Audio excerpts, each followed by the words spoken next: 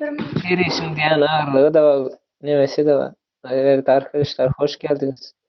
Evet. Merhaba merhaba. Vay. Size bir şarkı Oldu kaldı. derler dost. Gelin arkadaşlar. Efendim?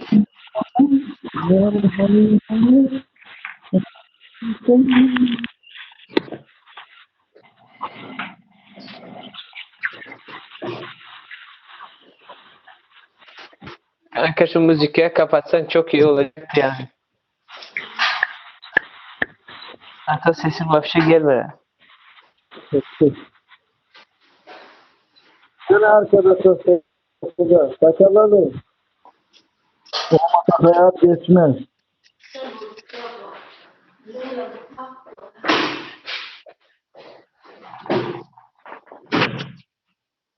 Dost sana.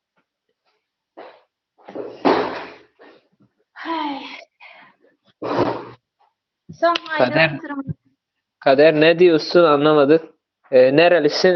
Türkmenistanlı, Marılıyız. Siz nerelisiniz? Vefa. Jangan koltuk mu lazım diye.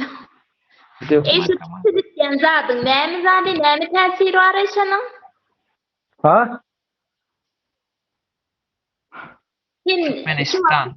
Nemze kalenmi şu an nemze? Nargile. Nargile.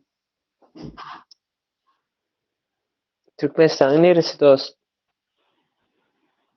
Nargile çekiyor. Düşünelim.